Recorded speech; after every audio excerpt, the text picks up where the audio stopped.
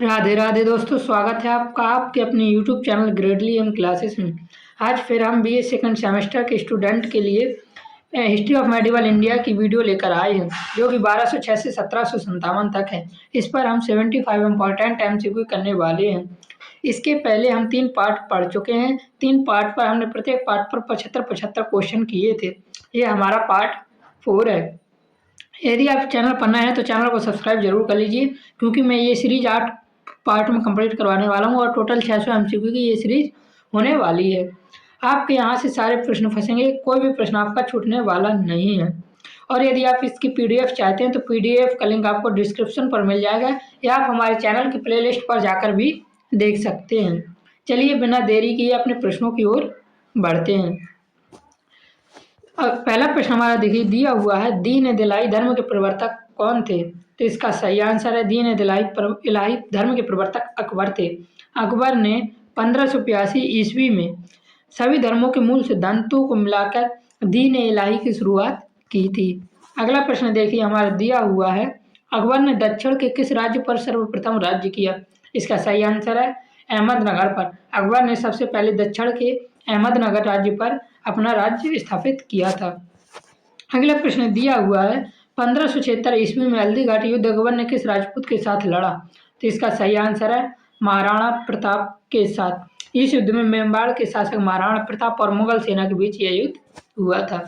अगला प्रश्न देखिए दिया हुआ है, हल्दी घाटी युद्ध विजयी कौन रहा? अकबर और महाराणा प्रताप ने जो युद्ध लड़ा था उसमें विजयी कौन रहा? तो इसका सही आंसर हो जाएगा अकबर। युद्ध का परिणाम मुगलों के पक्ष में रहा, क्योंकि उन्होंने रणभूमि जीत ली थी। हालांकि वे ना महाराणा प्रताप को ना बंदी बना सके थे, ना ही मार सके थे। चलिए अगला प्रश्न देखते हैं। अगला प्रश्न दिया हुआ है, अकबरनामा किसने लिखा है? तो इसका सही आंसर है अबुल फजल ने अकबरनामा लिखा है। अबुल फजल अकबर के 9 रत्नों में से एक थे, जिन्होंने तीनों भागों में अकबर का इतिहास लिखा है। अगला प्रश्न देखिए दिया हुआ है, आगरा का लाल किला किसने बनवाया? तो इसका हमारा सही आंसर हो जाएगा आगरा का लाल किला अकबर ने बनाया। आगरा के लाल किला का निर्माण 1565 में अकबर ने करवाया था, और दिल्ली के लाल किला का निर्माण शाहजहां ने करवाया था। अगला प्रश्न देखिए। अगला प्रश्न दिया हुआ, अकबर मोहम्मद चिश्ती की दरगाह पर कब गया? तो इसका सही आंसर है 1562 में। अकबर मोहम्मद चिश्ती की दरगाह पर 1562 ईस्वी पर गया था। अकबर अजमेर की दरगाह का बहुत सम्मान करता था। कहाँ की दरगाह का? अजमेर की दरगाह का बहुत सम्मान करता था, और सर्वप्रथम 1562 ईस्वी में पहली बार वहां पर गया हुआ था। अगला प्रश्न देखिए दिया हुआ, अकबर ने 1551 ईस्वी में किस आयु में गजनी का राज्यपाल बना? तो इसका सही आंसर है 9 वर्ष की आयु में। अकबर का जन्म 1542 ईस्वी में हुआ था, और 9 वर्ष की आयु में वह गजनी का राज्यपाल बना था। अगला प्रश्न देखते हैं। अगला प्रश्न दिया हुआ है, मुगल कालीन भारत में अहमदनगर भारतीय मानचित्र के किस दिशा में था? तो सही आंसर है दक्षिण। अहमदनगर महाराष्ट्र क्षेत्र में स्थित था, जो मुगल साम्राज्य के दक्षिण में पड़ता था।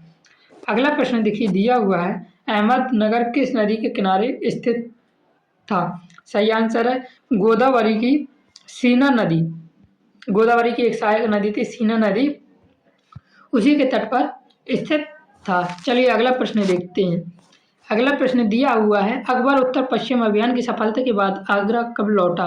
तो इसका सही आंसर है उत्तर पश्चिम अभियान की सफलता के बाद 1598 में अकबर वापस लौटा। अगला प्रश्न देखिए, शहजादा दनी दयाल किसका पुत्र था? सही आंसर है अकबर का। दनी दयाल अकबर का तीसरा और सबसे छोटा पुत्र था। अगला प्रश्न दिया हुआ है, चांद बीबी ने किस किले की रक्षा करते हुए अपने प्राण त्याग दिए? तो इसका सही आंसर है अहमदनगर। चांद बीबी ने मुगलों से डटकर मुकाबला किया था, लेकिन विश्वासघात के कारण चांद बीबी की मृत्यु अहमदनगर में हुई गई थी। अगला प्रश्न देखिए दिया हुआ है, बीजापुर भारतीय नक्शे में किस दिशा में स्थित है? तो बीजापुर भारतीय नक्शे में दक्षिण दिशा में स्थित है, या कर्नाटक क्षेत्र में आता है। किस क्षेत्र में? कर्नाटक क्षेत्र में। अगला प्रश्न देखिए। अगला प्रश्न दिया हुआ, बलूचिस्तान भारतीय मानचित्र में किस दिशा में स्थित है? तो सही आंसर है उत्तर पश्चिम। आप सभी जानते हैं बलूचिस्तान इस समय वर्तमान पाकिस्तान का हिस्सा है, जो मुगल काल में उत्तर पश्चिम सीमा में था। अगला प्रश्न देखिए दिया हुआ है, राजा मानसिंह को बिहार और बंगाल का शासन कब सौंपा गया? मानसिंह को बिहार का शासन 1587 से 88 के बीच में सौंपा गया था। तो इसका सही आंसर क्या हो जाएगा? 1588। अगला प्रश्न देखिए। अगला प्रश्न दिया हुआ, कश्मीर में अकबर का प्रथम आगमन कब हुआ? तो इसका सही आंसर है 1589 में कश्मीर में अकबर का प्रथम आगमन 1589 में हुआ था। अगला प्रश्न देखिए, देखते हैं। अगला प्रश्न दिया हुआ है, आईने अकबरी में जमींदार के विषय में कितने प्रकारों का वर्णन है? तो इसका सही आंसर है 12 प्रकार का। आईने अकबरी में मुगलकालीन समाज और जमींदारी व्यवस्था का सूक्ष्म वर्णन भी मिलता है। अगला प्रश्न दिया हुआ, अकबर के शासन में जनता को भूमि का स्वामी माना जाता था, यह सुविधा क्या थी? तो इसका सही आंसर है उपरोक्त सभी। बंजर भूमि को कृषि योग्य बनाना, सरकारी भूमि पर नया गांव बसाना और भूमि के निजी कार्य में प्रयोग करना। अगला प्रश्न हमारा दिया हुआ है, जमींदार को कितनी श्रेणियों में विभक्त किया गया था? तो इसका सही आंसर है जमींदारों को 2 श्रेणियों में, प्राथमिक व माध्यमिक श्रेणी में विभाजित किया गया था। अगला प्रश्न देखिए। अगला प्रश्न देखिए, दिया हुआ, राजपूत ने किस मुगल शासक की भू राजस्व व्यवस्था को अपनाया? तो इसका सही आंसर है राजपूतों ने अकबर मुगल शासक की भू राजस्व व्यवस्था को अपनाया था। राजा टोडरमल, ये व्यवस्था किसने बनाई थी? राजा टोडरमल बनाई गई अकबर की 10 साला प्रणाली सबसे प्रभावशाली थी। अगला प्रश्न देखिए, दिया हुआ है, भारत के किस मुगल सम्राट को विश्व इतिहास में महानतम शासक माना गया है? तो इसका सही आंसर है अकबर। अकबर अपनी धार्मिक सहिष्णुता और कुशल प्रशासन के कारण अकबर को अकबर द ग्रेट कहा जाता है। क्या कहा जाता है? अकबर द ग्रेट, यानी अकबर महान है। अगला प्रश्न देखिए, दिया हुआ है, अकबर ने भारतीय समाज की किस कुरीति को दूर करने का प्रयास किया? तो इसका सही आंसर हो जाएगा दास प्रथा, सती प्रथा, बाल विवाह, इन तीनों को अकबर ने दूर करने का प्रयास किया था। अगला प्रश्न दिया हुआ है, विधवा विवाह को किस मुगल बादशाह ने समर्थन दिया? तो इसका भी सही आंसर हो जाएगा अकबर ने विधवा विवाह को समर्थन दिया था। अगला प्रश्न देखिए, दिया हुआ है, दीन दिलाई अकबर की मूर्खता का प्रतीक था, यह कथन किसका है? तो इसका सही आंसर है V.A. स्मिथ, या जिसका पूरा नाम है विसेंट स्मिथ। ब्रिटिश इतिहासकार V.A. स्मिथ ब्रिटिश इतिहासकार थे। इन्होंने अकबर के इस धर्म की कड़ी आलोचना की थी। अगला प्रश्न देखिए, दिया हुआ है, अकबर ने फतेहपुर सीकरी में इबादत खाने की स्थापना कब की? तो इसका सही आंसर है 1575। यह विकल्प में ऑप्शन में दिया नहीं हुआ है। अकबर ने फतेहपुर सीकरी में इबादत खाने की स्थापना 1575 में की थी। इबादत खाना धार्मिक चर्चाओं के लिए बनाया गया था। अगला प्रश्न देखिए। अगला प्रश्न दिया हुआ है, जहांगीर किसका पुत्र था? तो इसका सही आंसर है जहांगीर अकबर का पुत्र था। जहांगीर अकबर और जोधाबाई का पुत्र था। अगला प्रश्न देखिए, दिया हुआ है, जहांगीर का राज्याभिषेक कब हुआ? इसका सही आंसर है 1605 ईस्वी में। जहांगीर का राज्याभिषेक 1605 ईस्वी में हुआ था। यहाँ पे ऑप्शन नहीं दिया हुआ है। मैं ये PDF पर क्वेश्चन सही करवा दूंगा, क्योंकि टाइपराइटर से हमारे थोड़ी गलती हो गई है, इस वजह से हमारे क्वेश्चन में थोड़ी बहुत त्रुटि हैं, जिसको मैं आपको PDF में पूरी तरीके से सही करके दूंगा। चलिए अगला प्रश्न देखते हैं। अगला प्रश्न दिया हुआ है, चित्रकला का सर्वाधिक पारखी कौन मुगल शासक था? तो इसका सही आंसर है जहांगीर। जहांगीर का काल मुगल चित्रकला का स्वर्ण युग कहलाता है। नूरजहां का वास्तविक नाम क्या था? तो इसका सही आंसर है नूरजहां का वास्तविक नाम मेहरुन्निसा था। विवाह के बाद जहांगीर ने उसे नूर महल और फिर नूरजहां की उपाधि दी थी। अगला प्रश्न दिया हुआ है, नूरजहां के प्रभाव काल में कौन सी घटना से मुगल प्रतिष्ठा को क्षति पहुंची? तो इसका सही आंसर है कंधार का पतन। 1622 ईस्वी में कंधार मुगलों के हाथ से निकल गया, जो एक सामरिक क्षति थी। अगला प्रश्न देखते हैं। अगला प्रश्न दिया हुआ, कंधार का पतन जहांगीर के शासनकाल में कब हुआ? तो सही आंसर है 1622 ईस्वी में, मैंने अभी आपको ऊपर बताया। फारस के शाह अब्बास ने कंधार पर कब्जा कर लिया। किसने किया था? शाह अब्बास ने कंधार पर 1622 ईस्वी में कब्जा कर लिया था। अगला प्रश्न दिया हुआ है 1611 से 12 ईस्वी में मुगल सेनाओं ने अहमदनगर पर कितनी ओर से आक्रमण किया? तो सही आंसर है सामने और पीछे से। इसका दोनों सही आंसर है, सामने पीछे से नहीं, सामने और पीछे दोनों तरफ से सही आंसर। अगला प्रश्न दिया हुआ है जहांगीर ने मेवाड़ के साथ शांति संधि कब की? तो इसका सही आंसर है 1615 में। यह संधि राणा अमर सिंह और जहांगीर के बीच हुई थी। अगला प्रश्न देखिए दिया हुआ है जहांगीर को किस स्थान पर दफनाया गया? तो सही आंसर हो जाएगा लाहौर में। जहांगीर को मकबरा लाहौर के शाहदरा में दफनाया गया था। इस समय लाहौर कहाँ पर है? इस समय लाहौर है पाकिस्तान पर स्थित है। अगला प्रश्न देखिए, अगला प्रश्न देखिए दिया हुआ है जहांगीर का सबसे बड़ा पुत्र कौन था? तो इसका सही आंसर है जहांगीर का सबसे बड़ा पुत्र खुसरो था। खुसरो ने अपने पिता जहांगीर के खिलाफ विद्रोह भी किया था। किसने किया था अपने पिता के खिलाफ विद्रोह? तो खुसरो ने। किसके खिलाफ? जहांगीर के खिलाफ। अगला प्रश्न देखिए दिया हुआ है जहांगीर ने सम्राट बनने के बाद कितने अध्यादेश जारी किए थे? तो इसका सही आंसर है 12। जहांगीर ने सम्राट बनने के बाद 12 अध्यादेश जारी किए थे। इन्हें आईने जहांगीर भी कहा जाता है। अगला प्रश्न दिया हुआ है तुझक ए जहांगीर को अंतिम रूप से किसने पूरा किया? तो इसका सही आंसर है मोतमिद खां। जहांगीर को आत्मकथा को पूरा करने का श्रेय मोतमिद खां को जाता है। तुझक ए जहांगीर जहांगीर की आत्मकथा है। अगला प्रश्न देखिए दिया हुआ है जहांगीर के समय मेवाड़ का शासक कौन था? तो इसका सही आंसर है अमर सिंह। राणा अमर सिंह महाराणा प्रताप के पुत्र थे। याद रखना अमर सिंह किसके पुत्र थे? तो महाराणा प्रताप के पुत्र थे। अगला प्रश्न देखते हैं। अगला प्रश्न दिए हुए जहांगीर ने नूरजहां से विवाह कब किया? सही आंसर है 1611 में। विधवा मेहरुन्निसा जिसे नूरजहां कहा जाता है, नूरजहां का नाम क्या था? मेहरुन्निसा से जहांगीर का विवाह हुआ था। अगला प्रश्न दिया हुआ है शाहजहां का बचपन का नाम क्या था? तो शाहजहां का बचपन का नाम खुर्रम था। दक्षिण विजय के बाद जहांगीर ने उसे शाहजहां की उपाधि दी थी। अगला प्रश्न दिया हुआ है शाहजहां का जन्म कब हुआ? तो इसका सही आंसर है 5 जनवरी 1592 में शाहजहां का जन्म हुआ था। अगला प्रश्न दिया हुआ है शाहजहां की माता का नाम क्या था?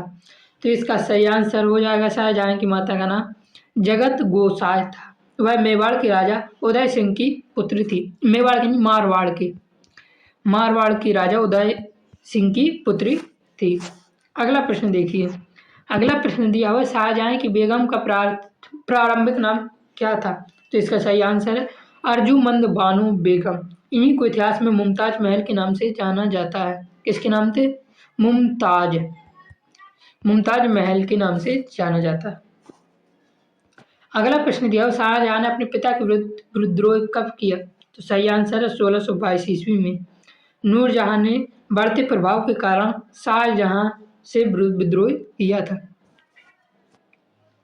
मतलब शाहजहां ने नूरजहां के बढ़ते प्रभाव के कारण शाहजहां ने अपने पिता से विद्रोह कर दिया था। अगला प्रश्न दिया हुआ शाहजहां आगरा के सिंहासन पर कब बैठा? तो इसका सही आंसर है 4 फरवरी 1628 से। अगला प्रश्न दिया हुआ है शाहजहां ने 1628 ईस्वी में किस क्षेत्र पर आक्रमण किया? इसका सही आंसर है बुंदेलखंड। जुझार सिंह बुंदेला ने के खिलाफ, किसके खिलाफ? जुझार सिंह बुंदेला के खिलाफ शाहजहां का प्रथम सैन्य अभियान 1628 में हुआ था, जिस पर कहाँ आक्रमण किया था? बुंदेलखंड पर। अगला प्रश्न दिया हुआ है शाहजहां ने खान जहां पर कब आक्रमण किया? तो इसका सही आंसर है 1629 ईस्वी में। खान जहां लोधी एक विद्रोही सूबेदार था। अगला प्रश्न दिया हुआ शाहजहां ने दक्षिण का सूबेदार किसे बनाया? तो इसका भी सही आंसर हो जाएगा औरंगजेब। औरंगजेब को 2 बार दक्षिण का सूबेदार नियुक्त किया गया था। अगला प्रश्न दिया हुआ है शाहजहां का काल स्वर्ण युग क्यों कहलाता है? तो इसका सही आंसर है स्थापत्य कला विकास के कारण। ताजमहल जैसी भव्य इमारतों के कारण यह स्थापत्य कला का स्वर्ण युग कहा जाता है। अगला प्रश्न देखिए, अगला प्रश्न दिया हुआ है शाहजहां के शासनकाल में मुगल साम्राज्य का बीजारोपण हो चुका था। यह कथन किसका है? तो यह कथन है जदूनाथ सरकार का। अगला प्रश्न देखिए, अगला प्रश्न दिया हुआ शाहजहां ने बल्ख पर विजय कब प्राप्त की? सही आंसर है 1646 ईस्वी में शाहजहां ने बल्ख पर विजय प्राप्त की। यह मध्य एशिया का एक कठिन अभियान था। कहाँ का? मध्य एशिया का। अगला प्रश्न दिया हुआ है कविंद्राचार्य किस मुगल सम्राट के राज्य कवि थे? तो इसका सही आंसर है शाहजहां। ये शाहजहां के दरबार के प्रसिद्ध संस्कृत विद्वान थे। अगला प्रश्न देखिए दिया हुआ आगरा किले में स्थित तीनों मस्जिद का निर्माण किसने कराया? आगरा किले में स्थित तीनों मस्जिद का निर्माण शाहजहां ने करवाया था। अगला प्रश्न देखते हैं। अगला प्रश्न दिया हुआ शाहजहां ने सिजदा प्रथा का अंत किस वर्ष किया? तो इसका सही आंसर है 1636 ईस्वी में शाहजहां ने सिजदा और पायबोस जैसी गैर इस्लामी प्रथाओं को समाप्त कर चार तस्लीम शुरू किया। क्या शुरू किया था? चार तस्लीम शुरू किया था। अगला प्रश्न देखते हैं। अगला प्रश्न दिया हुआ है अकबर का जन्म कब हुआ था? सही आंसर है 15 अक्टूबर 1542 को अकबर का जन्म हुआ था। अगला प्रश्न देखते हैं। अकबर का राज्याभिषेक कब हुआ? तो इसका सही आंसर है अकबर का राज्याभिषेक 1556 में हुआ। हुमायूं की मृत्यु के बाद कालनौर में, कहाँ? कलानौर में, कालनौर में नहीं, कलानौर में अकबर का राज तिलक हुआ था। अगला प्रश्न देखते हैं। अगला प्रश्न दिया हुआ है हुमायूं की मृत्यु के बाद अकबर बैरम खां के संरक्षण में कितने वर्ष रहा? तो इसका सही आंसर हो जाएगा 4 वर्ष। कब से कब तक? 1556 से 1560 तक। हुमायूं की मृत्यु के बाद अकबर बैरम खां के संरक्षण में 4 वर्ष 1556 से 1560 तक रहा था। अगला प्रश्न देखते हैं। अगला प्रश्न दिया हुआ इबादत खाना का निर्माण अकबर ने किस वर्ष कराया? तो इसका सही आंसर है 1575 ईस्वी में इबादत खाना का निर्माण अकबर ने कराया था। अगला प्रश्न दिया हुआ है दीन ए इलाही योजना अकबर ने किस वर्ष प्रारंभ की? तो दीन ए इलाही योजना अकबर ने 1582 ईस्वी में प्रारंभ की थी। अगला प्रश्न दिया अकबर ने जजिया कर किस वर्ष से समाप्त किया? तो 1564 ईस्वी में अकबर ने जजिया कर समाप्त कर दिया था। यह हिंदुओं पर लगने वाला भेदभावपूर्ण कर था जिसको अकबर ने 1564 ईस्वी को हटा दिया था। अगला प्रश्न देखते हैं। अगला प्रश्न दिया हुआ है अकबर ने चित्तौड़ को घेरा कब डाला? तो इसका सही आंसर है 1567 ईस्वी में मेवाड़ के खिलाफ यह अकबर का सबसे महत्वपूर्ण युद्ध था। अगला प्रश्न दिया हुआ है नूरजहां का वास्तविक नाम क्या था? तो इसको मैं पहले बता चुका हूँ, मेहरुन्निसा नूरजहां का वास्तविक नाम था। अगला प्रश्न दिया हुआ है मेहरुन्निसा का विवाह यानी नूरजहां का विवाह अली कुल इस्तजूल से कब हुआ था? तो 1600 मेहरुन्निसा का 1594 ईस्वी में हुआ था।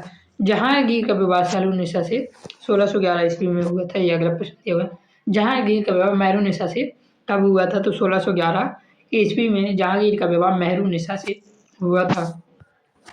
अगला प्रश्न दिया हुआ है सम्राट ने नूरजहां को पातशाह बेगम की उपाधि कब प्रदान की? सम्राट ने नूरजहां को पातशाह बेगम की उपाधि 1611 और 22 के बीच पेदशाही की उपाधि धारण की थी। नहीं, अगला प्रश्न क्या दिया हो? सम्राट, हाँ ऐसा ही आंसर 1612 से 24 की 24 1612 से 1622। देखिए इसका सही आंसर वैसे 1622 ईस्वी में है। पातशाह बेगम की उपाधि 1622 ईस्वी में सम्राट नूरजहां को मिली थी। ये मेरा थोड़ा डाउटफुल क्वेश्चन है तो मैं इसको आपको पीडीएफ पर सही करके दे दूंगा। बाकी ऑप्शन के हिसाब से इसका सही आंसर हो जाएगा 1611 से 1622 क्योंकि 1622 ईस्वी में शायद पातशाह बेगम की उपाधि मिली थी। अगला प्रश्न देखते हैं। जहांगीर के राज्याभिषेक के समय उसकी आयु कितनी थी? जहांगीर के राज्याभिषेक के समय उसकी आयु 36 वर्ष थी। जन्म इसका हुआ था 1569 में इसका जहांगीर का और राज्याभिषेक हुआ था 1605 ईस्वी में। ये याद रखना। अगला प्रश्न दिया हुआ है सर टॉमस रो भारत यात्रा पर कब आया? सही आंसर है 1615 ईस्वी में। यह ब्रिटिश सम्राट जेम्स प्रथम का राजदूत बनकर जहांगीर के दरबार 1615 ईस्वी में आया था। अगला प्रश्न देखते हैं। अगला प्रश्न दिया हुआ है शाहजहां का आगरा में भव्य राज्यारोहण कब हुआ था? इसका सही आंसर है शाहजहां का आगरा में भव्य राजारोहण 4 फरवरी, कब? 4 फरवरी 1628 को हुआ था। इसमें ऑप्शन में गलती दिया हुआ, 6 फरवरी नहीं, 4 फरवरी 1628 को हुआ था। अगला प्रश्न देखते हैं। अगला प्रश्न दिया हुआ है, शाहजहां का विवाह अजरमुंद बानो बेगम से कब हुआ? तो इसका सही आंसर हो जाएगा 1612 ईस्वी में। शाहजहां का विवाह अजरमुंद बानो बेगम से 1612 ईस्वी में हुआ था। अगला प्रश्न देखते हैं, शाहजहां का जन्म कब हुआ था? शाहजहां का जन्म 5 जनवरी 1592 में हुआ था। अगला प्रश्न दिया हुआ है, ईरान के शाह द्वारा कंधार पर कब्जा कब किया गया? तो इसका सही आंसर है, ईरान के शाह द्वारा कंधार पर कब्जा 1622 ईस्वी में किया गया था। अगला प्रश्न दिया हुआ है, शाहजहां ने सभी मंदिर को तोड़ जाने का आदेश कब जारी किया? तो शाहजहां ने सभी मंदिर को तोड़े जाने का आदेश 1632 ईस्वी में किया था। यह शाहजहां की धार्मिक कट्टरता का एक हिस्सा था। मुस्लिम कन्या का विवाह हिंदू से निषिद्ध किस वर्ष किया गया? तो इसका सही आंसर है 1634 ईस्वी में। हमारा आखिरी प्रश्न दिया हुआ है, शाहजहां द्वारा बहार तस्लीम की प्रथा कब शुरू की गई? तो यह प्रथा 1636 ईस्वी में यह प्रथा शुरू की। यह प्रथा सिजदा प्रथा को बदलकर एक नई सम्मान प्रथा शुरू की गई थी। कब की गई थी? 1636 ईस्वी में। यदि आप इन्हें सभी MCQ के PDF चाहते हैं तो आपको उसके लिए सिंपल से क्या करना होगा, हमारे YouTube के बायो पर जाना होगा। बायो पर आपको हमारे टेलीग्राम का लिंक मिलेगा। टेलीग्राम के लिंक पर आप हमें मैसेज करेंगे और आपको PDF के एक्सेस लेने के लिए 9 रुपये का पेमेंट करना होगा। यह एक बहुत मामूली सी फीस है।